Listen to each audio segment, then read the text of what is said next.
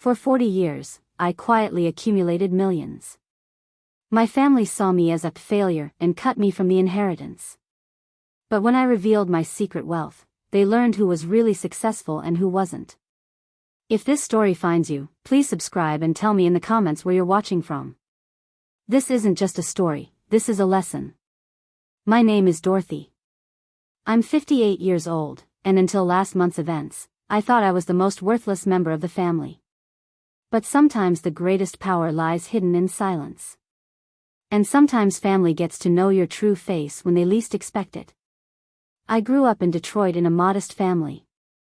My father worked at the factory, my mother did cleaning jobs. There were 3 of us siblings, me, my older brother Robert, and my younger sister Linda. I always experienced middle child syndrome. I wasn't considered as smart as Robert or as beautiful as Linda. After finishing high school, my family didn't support me going to college. Unnecessary for girls, they said. So at 18, I left home and moved to a small town in Michigan. There I started working as a sewing machine operator. At 20, I met David. He was a good man, but not very ambitious. We got married and built a quiet life. He worked at a local repair shop, I worked at the textile factory. We didn't have children, but we were enough for each other. My relationship with my family was distant. I visited once a year. Robert had become a successful engineer, Linda had made a good marriage. I was always seen as the unsuccessful sibling. David and I lived modestly, but we made smart decisions. We didn't overspend, we saved money. I worked at the textile factory in the morning, did side jobs at home in the evening. Sewing work for neighbors, online sales, small things. In the 1990s, when the internet started becoming widespread, I got curious too. David had a computer, I discovered online shopping sites. Then I started selling online. Dresses I sewed at home, bags, handmade products. This small business grew slowly. My customers increased, orders multiplied. I didn't give David many details, and he didn't ask much. He dismissed it as Dorothy's hobby. In the 2000s, my business reached serious dimensions. It wasn't just sewing anymore, I was also doing wholesale buying and selling. I was importing products from China and selling them in America. But I still didn't tell anyone about this. I just told David, I'm making some money. My family never took me seriously anyway. To them, I was still that unsuccessful sibling. In 2010, David died of a heart attack. My world collapsed, but at the same time I was liberated. I no longer had to account to anyone. I expanded my business even more. I established an online retail company. Officially called DM Enterprises. Nobody understood it was short for Dorothy. The company grew, I had employees, I opened warehouses. I didn't tell my family about these things. They still saw me as David's widow. When I visited once a year, I continued to appear modest. Robert had become wealthy. He was a partner in a big engineering firm. Linda's husband was also a successful doctor. I remained the poor sibling in their eyes. And I left it that way. Because I wanted to see their true faces. In 2015, my mother passed away. The family gathered at the funeral. Robert and Linda's children were there now too. I was still in the role of lonely aunt. Robert's son Michael was studying at university. At Harvard. His father was very proud. Linda's daughter Sarah was also studying medicine at Johns Hopkins. When I said to them, how nice, it must be very expensive, Linda looked at me with pitying eyes.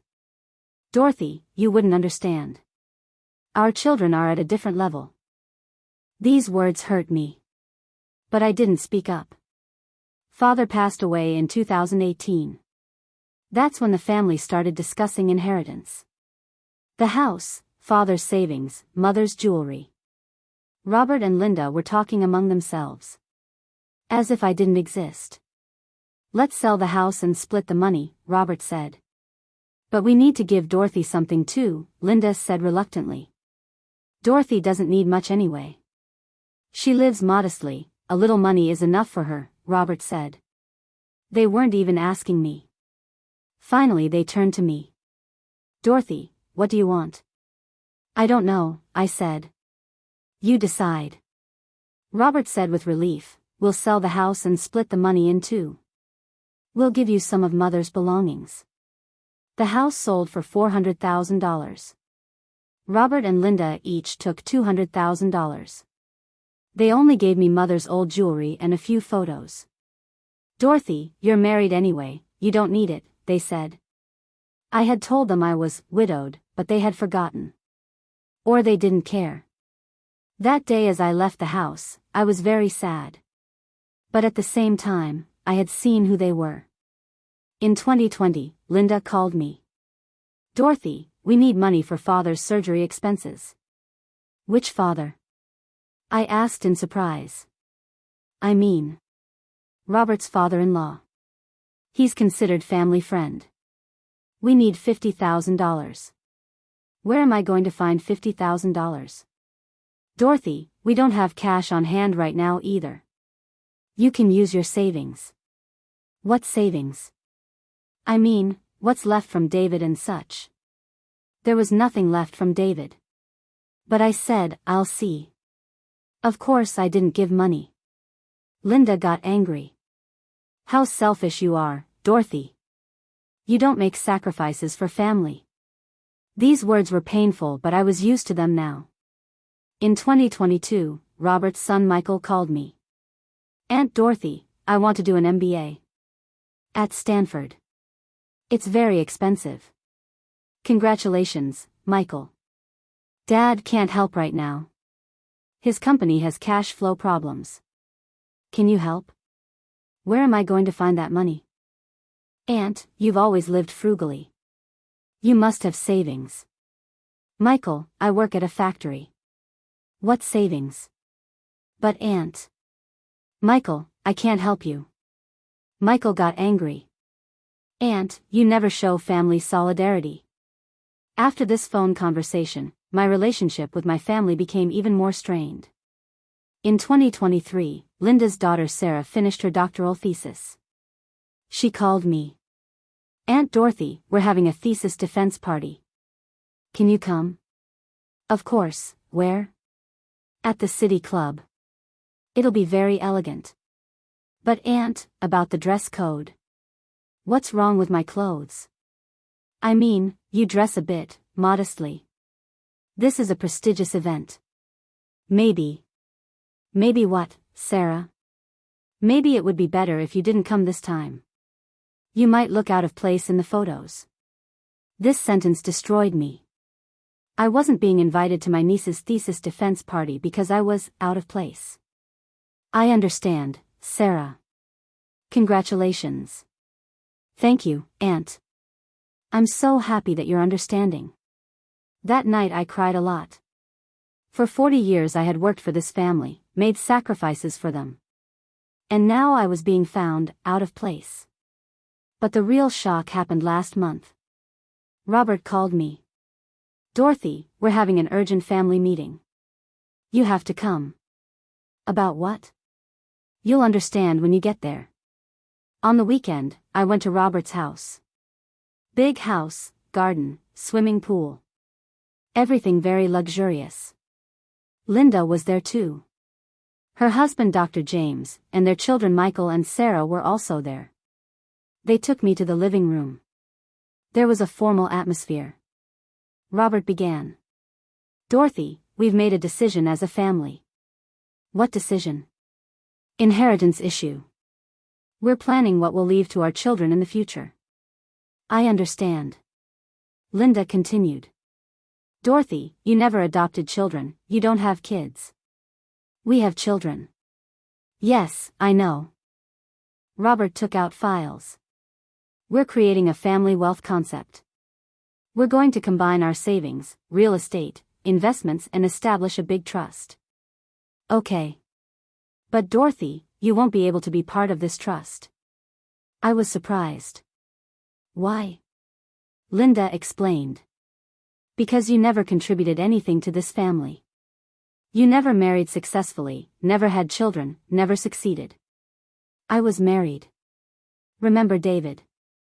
Robert waved his hand. David, he didn't accomplish anything either. You two were at the same level. What level? Dorothy, you still work at the factory. You're 58 years old. You have no savings, no achievements. These words were very painful. Linda added. We don't want to hurt you. But let's be realistic. What did you contribute to this family? You always took, never gave. We tried to help you, but you always stayed in the background. Michael intervened. Aunt Dorothy, be understanding. Think of our future. Sarah also added. Aunt, you live modestly anyway. You don't need much money. Robert delivered the final blow. Dorothy, we're cutting you from the inheritance. Because you never added any value to this family. At that moment, something broke inside me. But my voice didn't come out. Do you understand, Dorothy? Linda asked. I understand, I said quietly. Good. We were worried about you, but you turned out to be understanding, Robert said. I stood up. I should go. Dorothy, don't be mad at us. This is for the best, Linda said. I'm not mad. As I left the house, I heard Sarah's voice behind me. Aunt is really very understanding. She didn't cause any problems at all. That night I sat alone in my house. I had been waiting for this moment for 40 years. To see their true faces. The next morning I picked up the phone.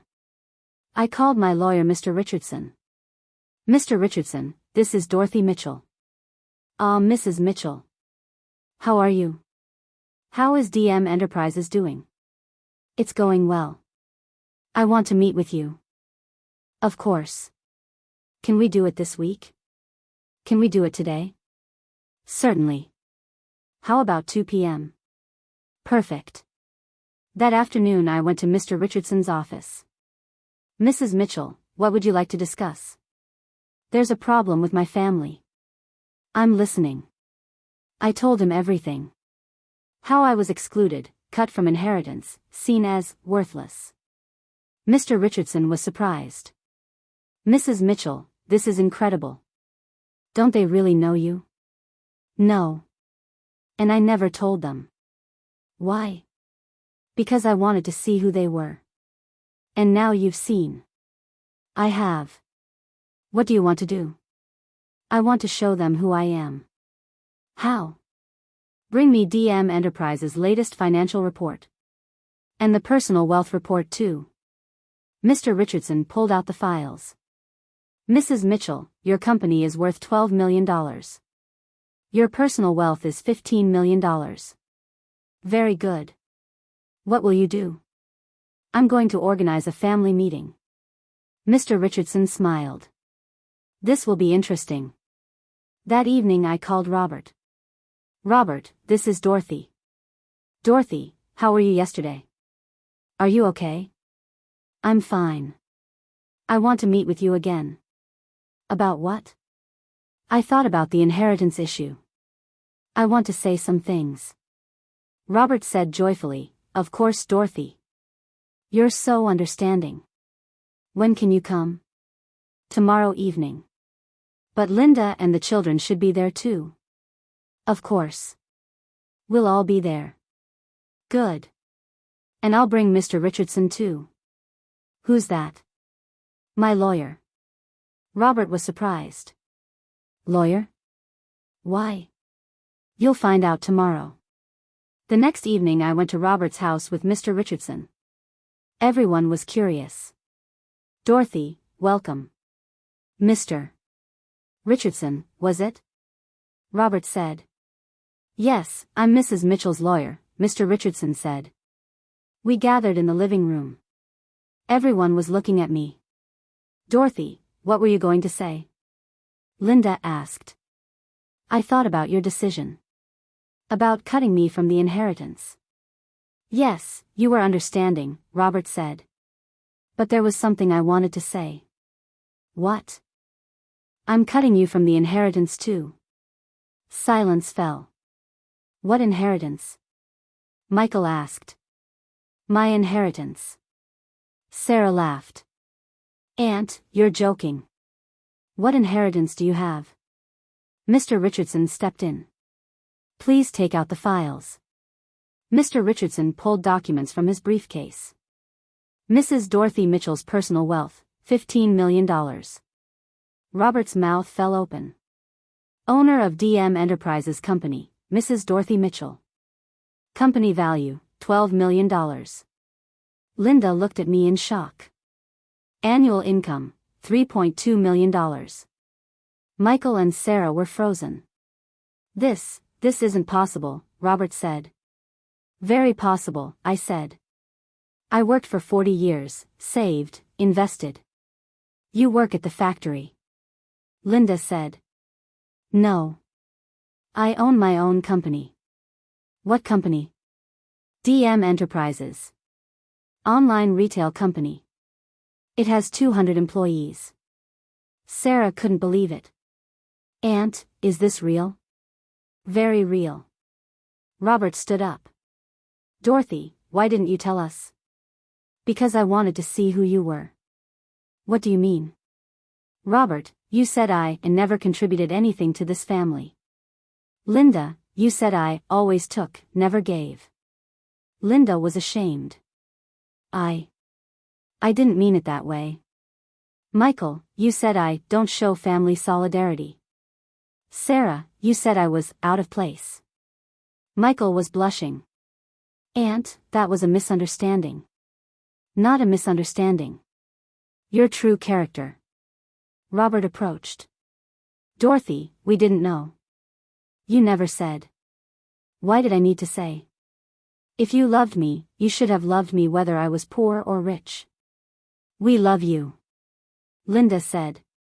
No, you don't. You look down on me. You saw me as worthless. Mr. Richardson intervened. Mrs. Mitchell, shall we announce your will? Yes. Mr. Richardson opened another file. According to Mrs. Mitchell's will, her $27 million fortune will be donated to charities. To charities? Robert asked in shock. Yes. Cancer research, education scholarship funds, elderly care centers. Linda started crying. Dorothy, this is so cruel. Cruel? Wasn't it cruel when you cut me from the inheritance?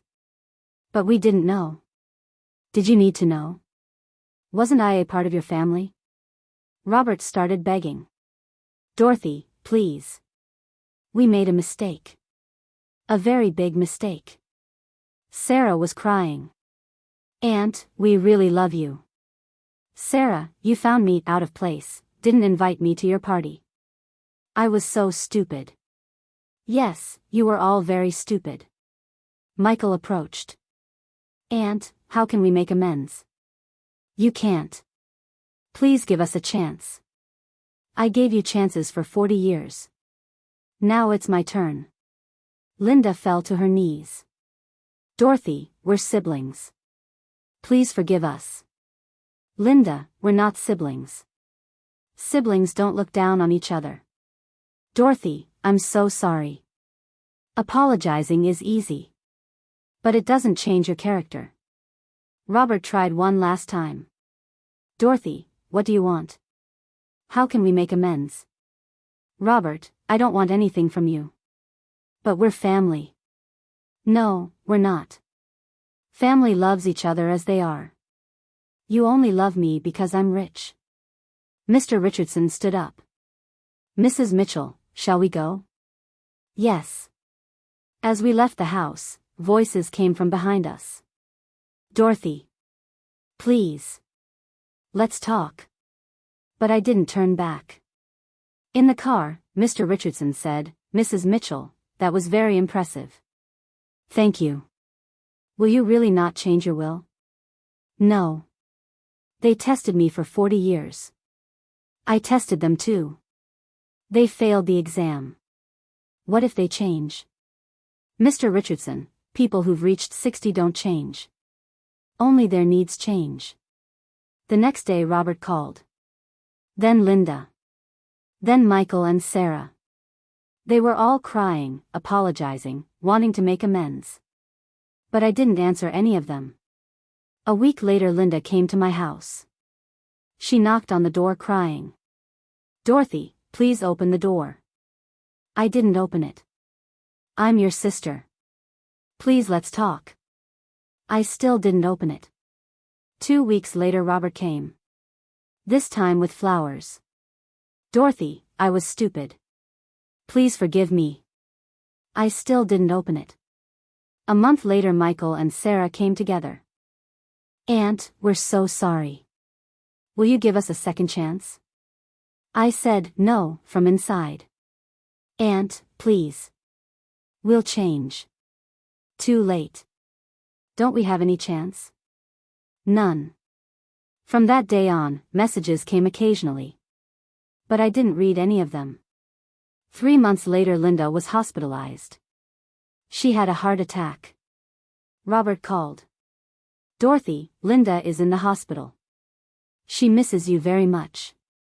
Please come. Get well soon," I said and hung up. The same day Sarah called. "Aunt, Mom is very bad. She says, I'll get better if I see Dorothy." "Sarah, I'm no longer part of your family. Remember? Aunt, please. You found me out of place. What do you want now? I made a big mistake. You all made big mistakes." Linda recovered. But they couldn't cut communication with me. 6 months later Michael lost his job. He couldn't find work after his MBA. Robert called. "Dorothy, can you help Michael to find a job?" "Robert, you said I never contributed anything to this family. What do you want now?" "Dorothy, I spoke very wrongly." "You didn't speak wrongly. You spoke what you truly thought. Please Dorothy. Michael is your nephew." "No, he's not. I was removed from the family, remember?" Robert started crying. "Dorothy, I'm so sorry." "Robert, regret doesn't change character." A year passed. Sarah had become a doctor but was in debt. Linda had mortgage problems with her house. Robert's company had financial difficulties. They all wanted help from me. But I wasn't giving it. Because when they saw me as worthless, I thought they were family. Now I saw them as strangers. 2 years later, Robert's company went bankrupt. He had to sell his house. He moved to a small apartment. Linda's husband had retired. They also had to sell their house and downsize. Michael was still unemployed. Sarah was a doctor but couldn't pay her hospital debts. They were all in financial difficulty. And they all wanted help from me. But I was no longer Aunt Dorothy or Sister Dorothy. I was just Dorothy. Dorothy who lived her own life, made her own decisions. Last month Linda called me one last time. "Dorothy, I want to see you before I die." "Linda, you're not dying. I have heart problems. The doctor is saying bad things. Get well soon. Dorothy, please. I'm your sister." "No Linda, you're not." "How am I not? Sisters don't cut each other from inheritance. I made a big mistake." "You didn't make a mistake, Linda. You showed character." "Dorothy, will you never forgive me?" "Linda, I already forgave you." "Really?" "Yes. But that doesn't make us family."